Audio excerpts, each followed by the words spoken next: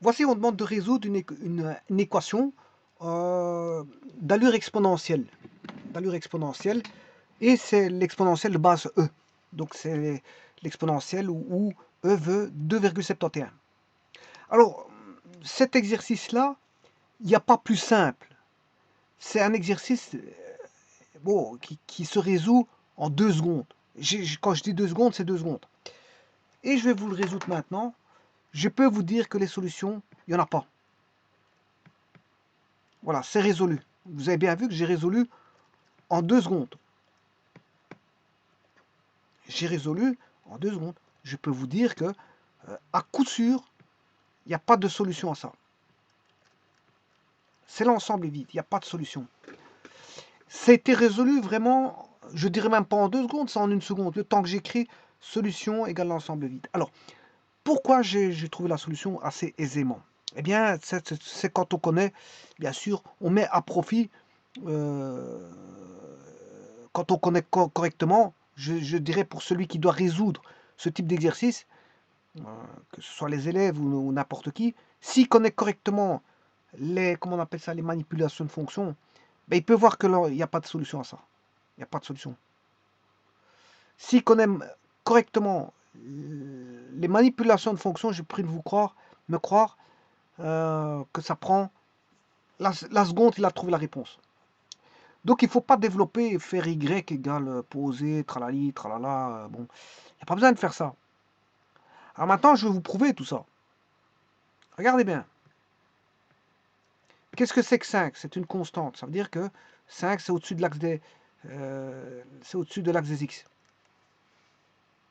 Qu'est-ce que c'est que ça? Ben, c'est une fonction qui est aussi au-dessus de l'axe des x. Pourquoi? Parce que si l'exponentielle de x fait ça, ben déjà celle-là, elle est au-dessus de l'axe des x. Elle est comme ça, il n'y a pas d'attache avec l'axe des x. Celle-ci, il n'y a pas d'attache. En plus, vous faites x4, c'est encore pire. Donc, c'est celle-là. Voilà, je m'excuse, elle est comme ça. x4, ben, il n'y aura jamais, si vous faites la somme des trois, vous n'aurez jamais une intersection avec l'axe des x. Donc ça, c'est la manipulation, le savoir-faire des manipulations de fonctions qui vous inculque en 2 secondes, 1 seconde, le temps que vous écrivez, vous avez la solution. Voilà. Donc c'est un exercice assez simple, mais vous aurez compris que je vais quand même le résoudre. Hein. Je vais quand même le résoudre par une seconde méthode. Donc par une méthode de raisonnement, il n'y a pas de solution. Hein. Il n'y a pas de solution. Beaucoup de personnes vont commencer à se lancer sur des calculs qui n'ont qu'un sens, parce que bon, le sens, c'est que si vous connaissez les manipulations de fonctions, c'est le vrai sens. Hein.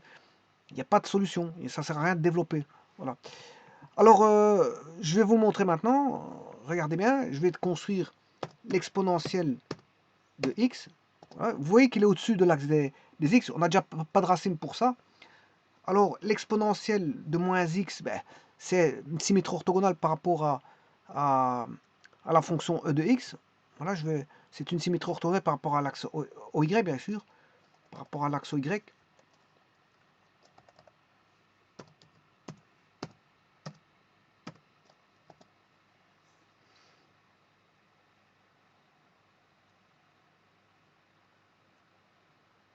Et alors, vous voyez que vous n'aurez jamais une racine là-dessus.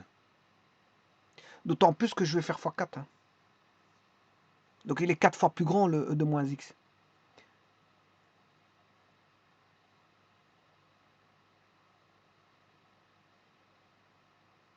Donc, si je fais f plus 4 fois g,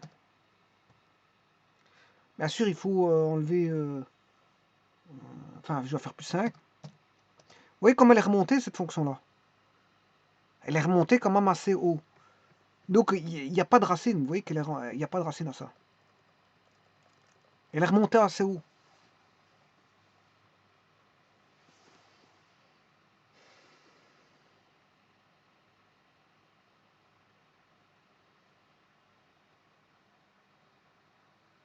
Et chaque fois, on additionne. Donc, ça ne peut qu'être encore beaucoup plus haut. Hein. En plus, après, vous faites plus 5. C'est impossible que vous ayez une racine avec ça. Hein. Voilà. Alors maintenant, je vais le résoudre de manière canonique, par l'algèbre. Alors qu'il n'y a pas à le faire, parce que l'ensemble des solutions part les modèles homographiques ben, vous donnent ceci. Ça vous donne bon, un raisonnement qui fait en sorte que vous n'aurez jamais de racine. C'est pour ça que je dis que ça prend une seconde d'après un raisonnement. Si vous faites le raisonnement, il n'y a pas de racine à ça. Alors maintenant, je vais le résoudre par la manière canonique.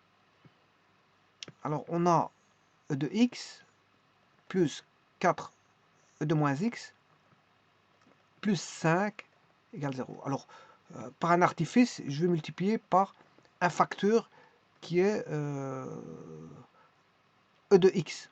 Sachant que e de x est strictement positif, donc je multiplie par e de x de part et d'autre, eh bien là on aura bien sûr 0, parce que 0 fois e de x ça fait 0, et on aura e de x fois e de x, ben, ça fait e de x au carré,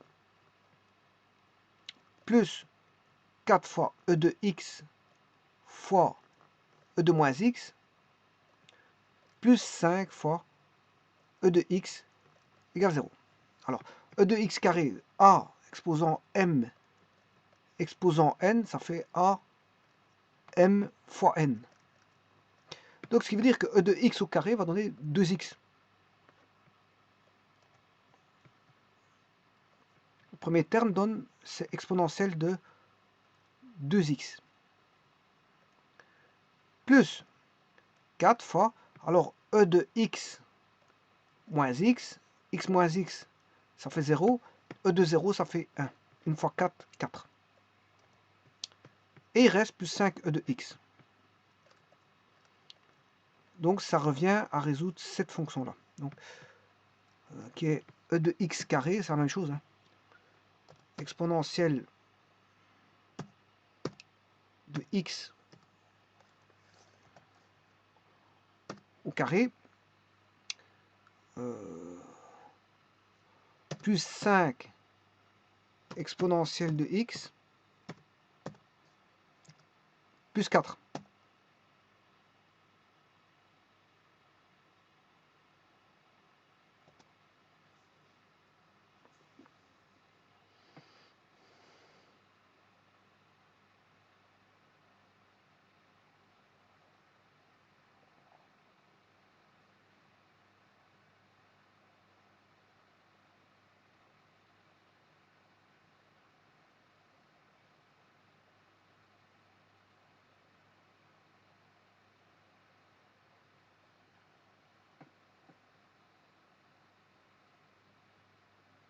Et ça, il aura le même, c'est peut-être pas les mêmes courbes, mais ils auront les mêmes solutions. C'est pas les mêmes courbes, mais ils auront les mêmes solutions.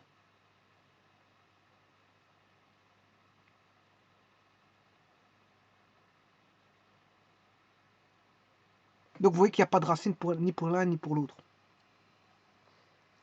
Voilà, maintenant si vous voulez faire delta, c'est pas un problème. Hein. On va faire le delta.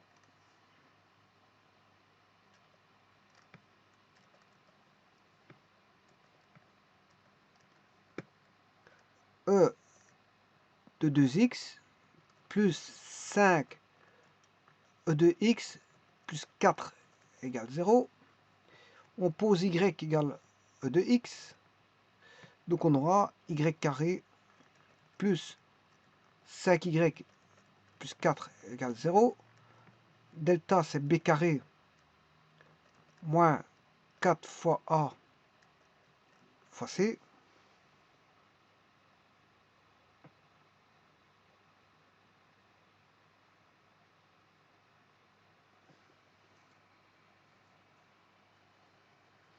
Ce qui fait 25 moins c, ça fait 9.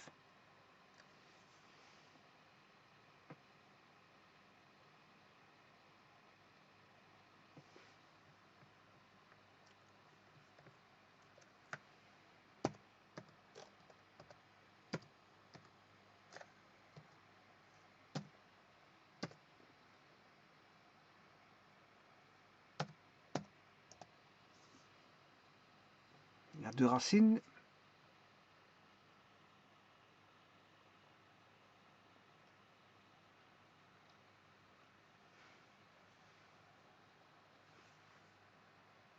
Oui, qui sont négatifs.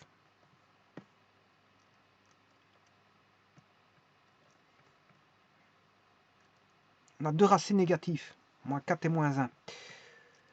Donc, ce qui veut dire que là, bon, moins b, c'est moins 5 plus 3 sur 2, et moins 5, moins 3 sur 2. Donc, il y en a un qui va donner moins 4, moins 8 sur 2, moins 4, et l'autre, il va donner moins 5 plus 3, moins 2 sur 2, moins 1. Donc, mais ça, y, il doit être strictement positif. Une exponentielle, toujours positif. Donc, on ne saura pas avoir une exponentielle qui vaut moins 4, ni une exponentielle qui vaut moins 1. Et voilà, la raison, elle est là. Donc, il n'y a pas de racine à... Il n'y a pas de racine à cette équation. Donc, effectivement, l'ensemble des solutions, c'est l'ensemble vide. Mais on l'avait détecté dès le départ. Hein, par, voilà...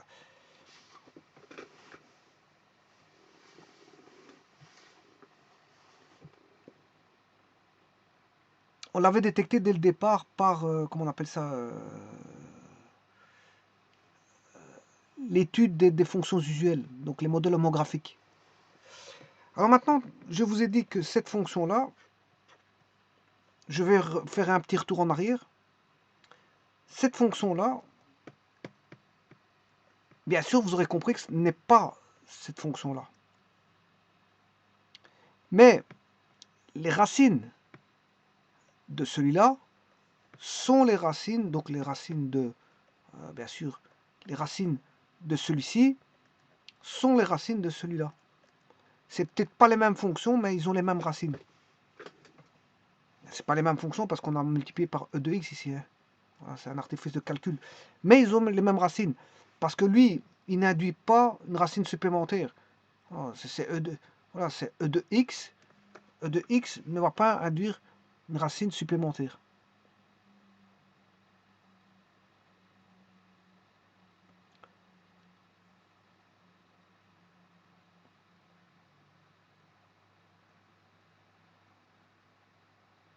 Donc, les racines de e de x et e de x plus 4x e de moins x plus 5, d'ailleurs, on dira quoi? Si vous aviez la fonction suivante,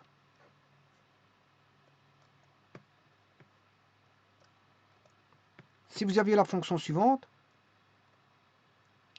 e de x, e de 2x, plus 4, plus 5, e de x,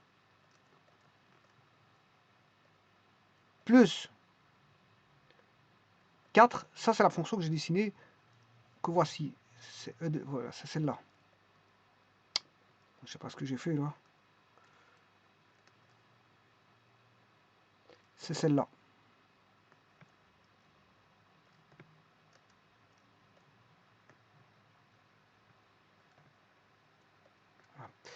Et l'autre,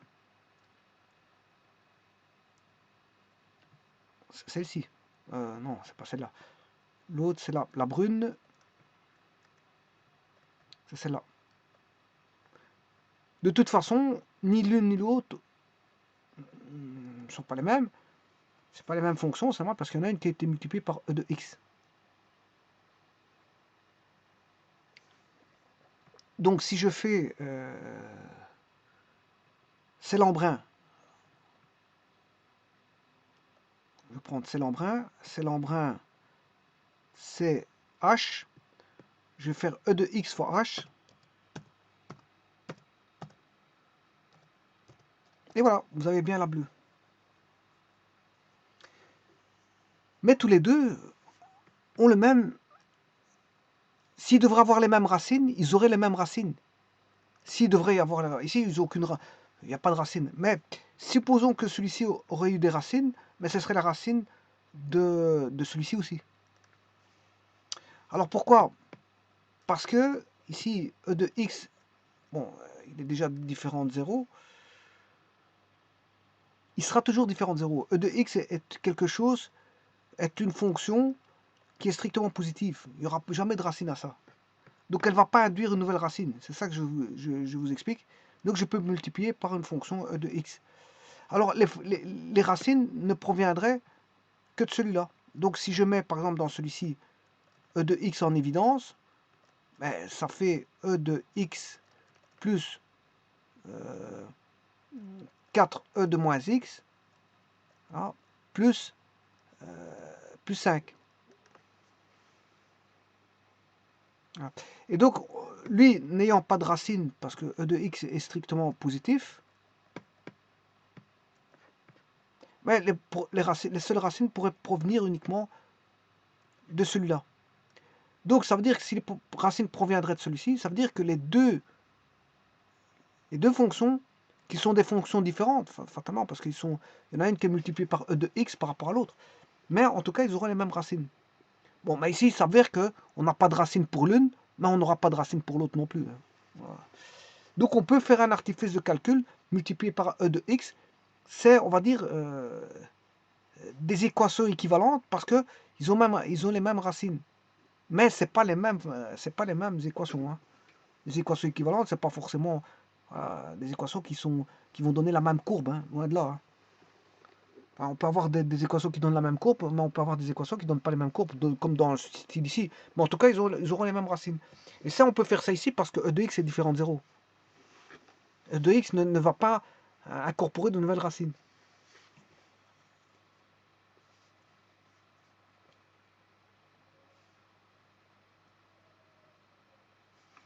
Je vous remercie.